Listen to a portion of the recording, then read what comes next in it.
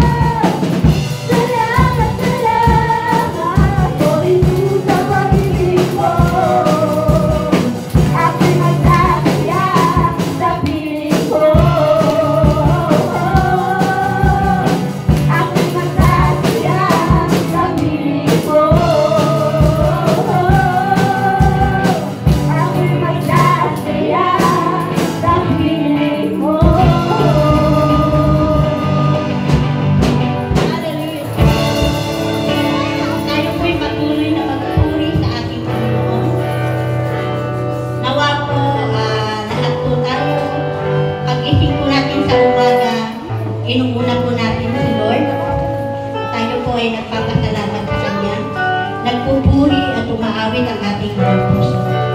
Awitin po natin ang kagising sa umaga.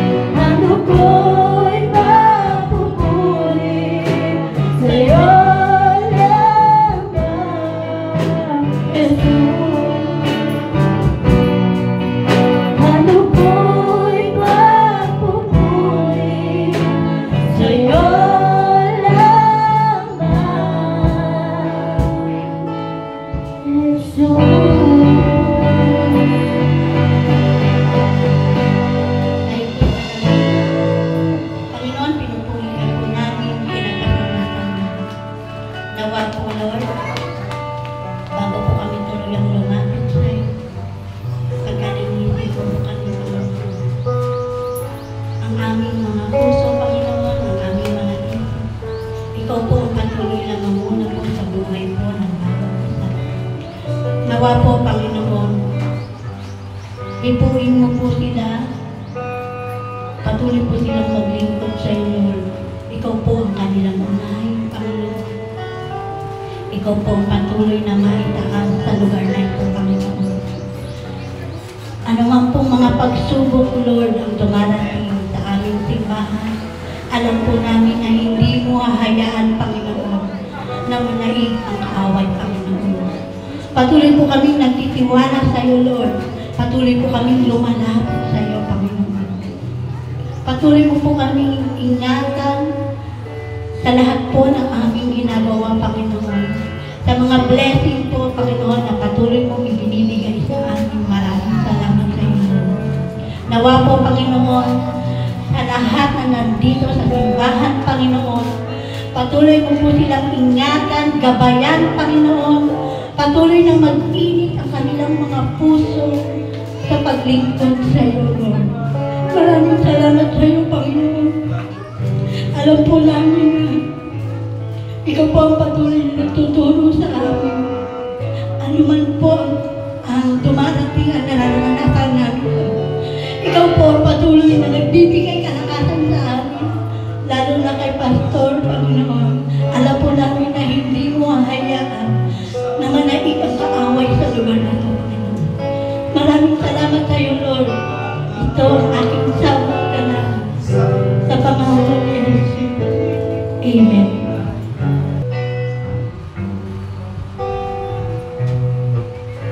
Pilipos, Kabanata 4, talata 6 hanggang 8. Huwag kayong mabalisa tungkol sa anumang bagay. Sa halip, hingin ninyo sa Diyos ang lahat ng inyong kailangan sa pamamagitan ng panalangin may pasasalamat.